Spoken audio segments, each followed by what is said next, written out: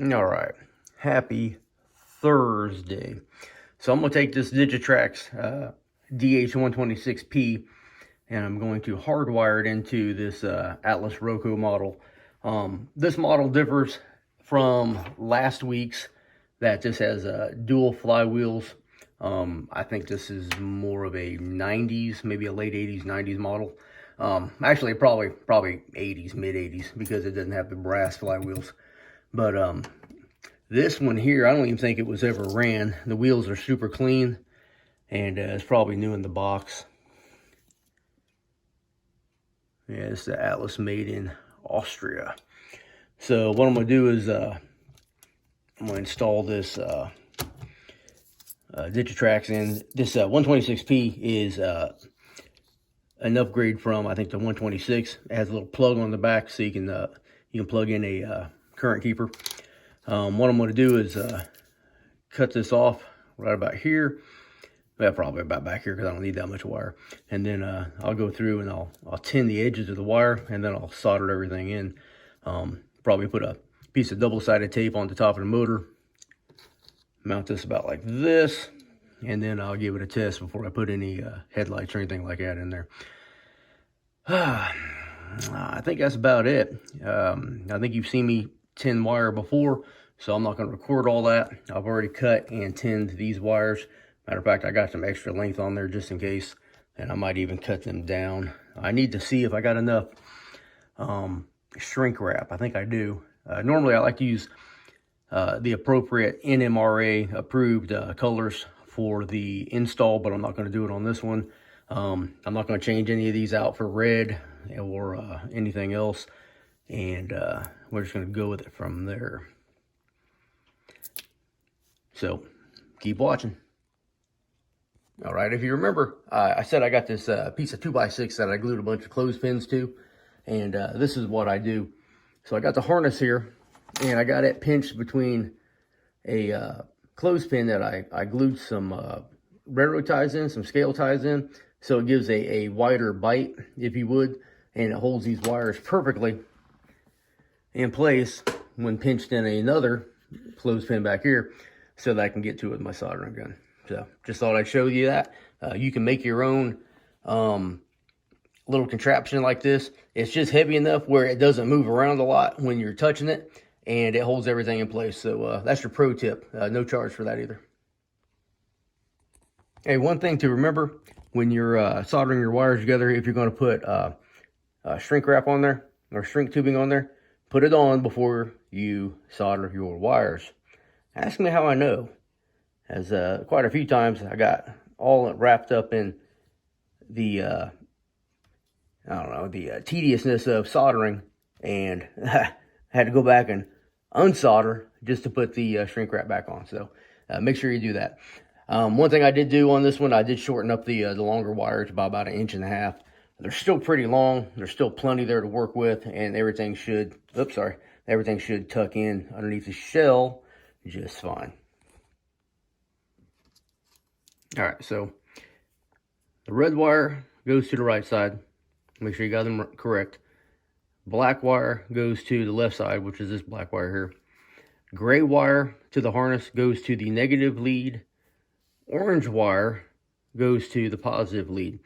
Now, I really don't know which one's positive and negative on this. So what I'll do is, as soon as I shrink this shrink wrap down, I'll put it on the track, and after I put the decoder in, and I'll test it. I'm pretty sure that the shell can go on either direction.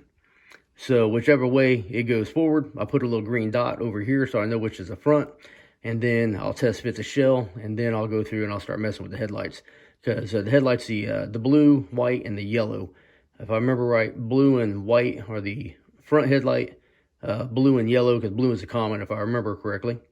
And then yellow is the rear headlight. So we get all that stuff worked out, and I'll bring it back. All right, just to confirm what I just said, I was correct. There you go. You can read it for yourself.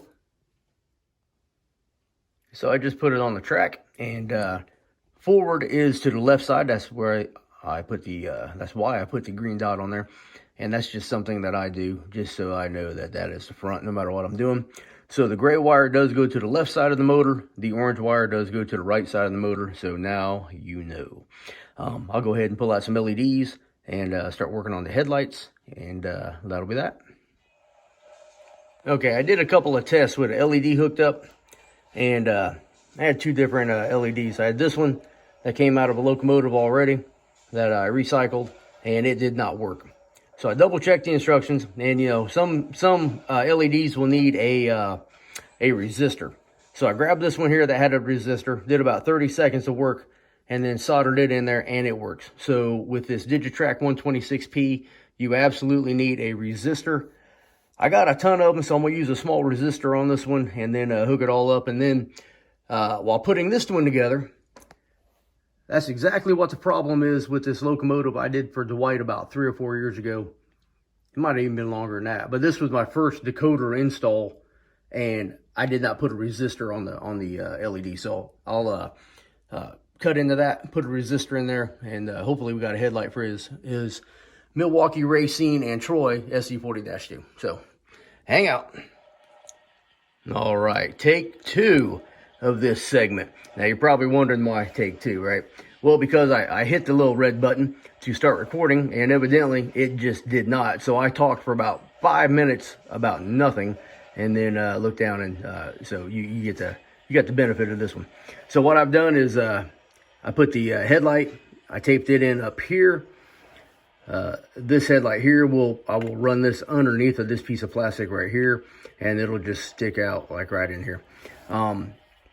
I originally said that I thought this shell could be reversed. It cannot. I put it on backwards, and it did not want to lock in on these tabs down here. I used the green as the front for reference while I'm doing the install, so I don't get confused, and put it in backwards. Once I get it back together, get it on the track, I will change the CV29 from 0 to 1, which will make this to front and make this little green dot irrelevant. This GP38AC, which is 4132, I think. Yeah, 4133. On these series of GP38s, long hood forward was the front. So that's the way I'm going to have it set up. The headlight should work correspondingly, and all that. So what I'm going to do, I'm going to put it together here. We'll get it on the track, and I'll throw some cards behind it, and we'll run it by the camera a couple of times and let you check it out. All right, so here we go. Going forward.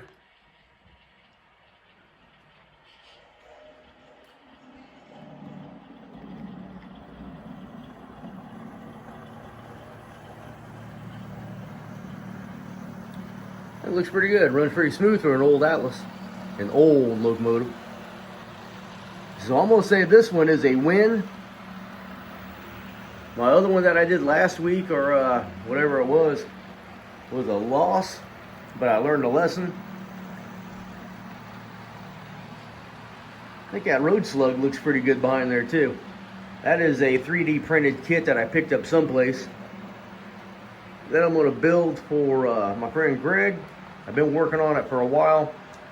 Haven't made a whole lot of progress. But there again, I haven't worked on it probably a year.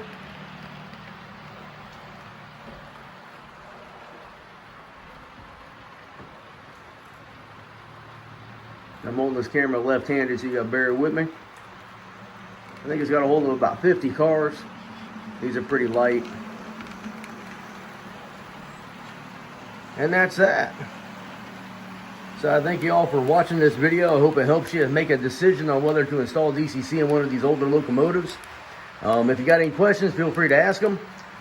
Leave me a comment, hit that like, subscribe if you haven't done so. Come back on Sunday, check out the next layout video. Thank you for watching.